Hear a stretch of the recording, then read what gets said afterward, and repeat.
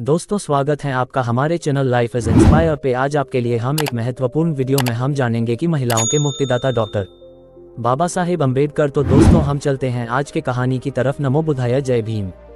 दोस्तों आज भी कुछ महिला ऐसी है जो डॉक्टर बाबा साहेब अम्बेडकर जी का विरोध करती है और कहती है कि डॉक्टर बाबा साहेब अम्बेडकर जी ने हमारे लिए क्या किया है।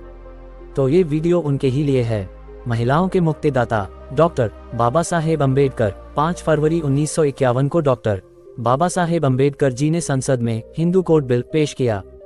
इसका मकसद हिंदू महिलाओं को सामाजिक शोषण से आज़ाद कराना और पुरुषों के बराबर अधिकार दिलाना था।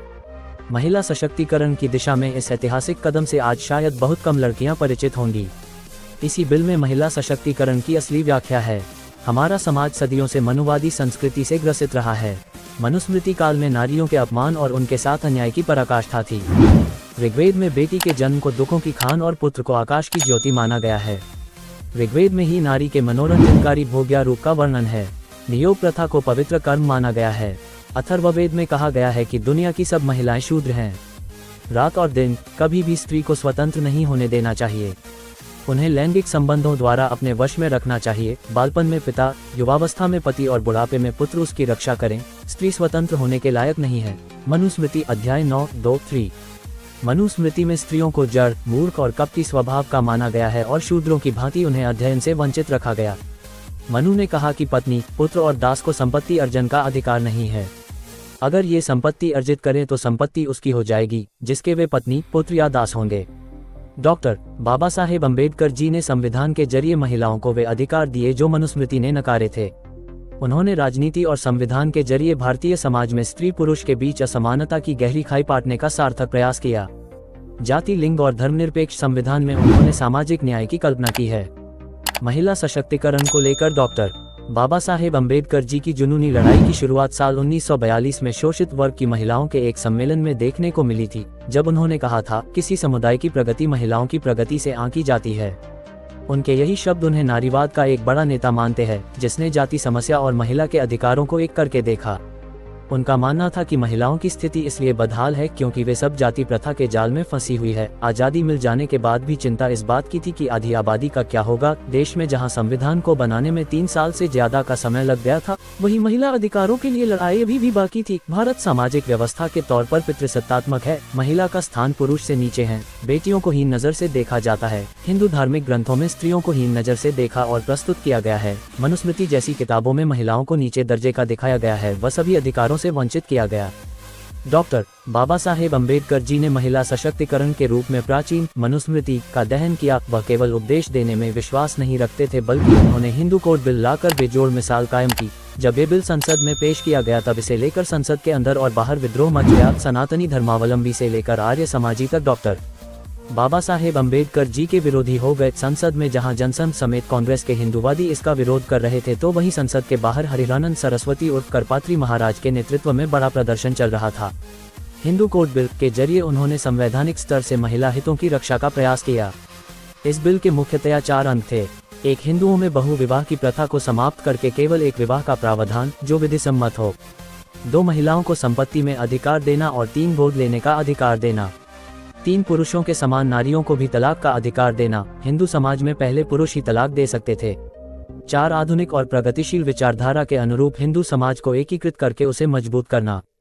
डॉक्टर बाबा साहेब अम्बेडकर जी का मानना था, सही मायने में प्रजातंत्र तब आएगा जब महिलाओं को पिता की संपत्ति में बराबरी का हिस्सा मिलेगा। उन्हें पुरुषों के समान अधिकार मिलेंगे। महिलाओं की उन्नति तभी होगी जब उन्हें परिवार समाज में बराबरी का दर्जा मिलेगा। शिक्षा और आर्थिक तरक्की उनकी इस काम में मदद करेगी। डॉक्टर बाबा साहेब अम्बेडकर जी के लिए हिंदू कोड बिल संसद में पास कराना आसान नहीं था। जैसे ही इसे सदन में पेश किया गया, संसद के अंदर और बाहर विरोध के स्वर गूंजने लगे। सनातन हिंदुओं से लेकर आर्य समाजी तक अम्बेडकर के विरोधी हो गए। संसद के अंदर भी काफी विरोध हुआ। Doctor Baba Saheb Ambedkar ji Hindu code bill पारित कराने को लेकर काफी चिंतित थे। सदन में इस बिल पर सदस्यों का समर्थन नहीं मिल पा रहा था। वे कहते थे, मुझे भारतीय संविधान के निर्माण से ज्यादा दिलचस्पी और खुशी हिंदू कोड बिल पास कराने से मिलेगी। सच तो यह है कि हिंदू कोड बिल महिला हितों की रक्षा करने वाला विधान बनाना भारतीय कानून के इतिहास की महत्वपूर्ण घटना है, लेकिन तत्कालीन राष्ट्रपति डॉक्टर राजेंद्र प्रसाद ने इसका विरोध किया था।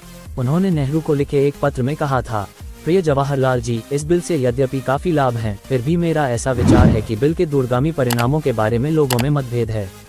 इसलिए संविधान सभा को इस बिल को पास नहीं करना है। किसी भी परिस्थिति में इस बिल का समर्थन नहीं करना है।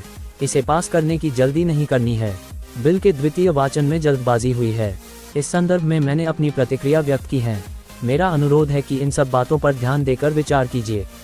आखिर में 26 सितंबर 1951 को नेहरू ने घोषणा की कि ये बिल इस सदन से वापस लिया जाता है। इस बिल के पास न होने पर डॉक्टर बाबा साहेब अम्बेडकर जी को पुत्र निधन जैसा दुख हा। 27 सितंबर 1951 को डॉक्टर बाबा साहेब अम्बेडकर जी ने मंत्री पद से इस्तीफा दे दिया। मकसद पूरा न होने पर सत्ता से छोड़ देना निस्वार्थ समाज सेवी की पहचान है। ये डॉक्टर बाबा साहेब अम्बेडकर जी जैसे लोग ही कर सकते थे।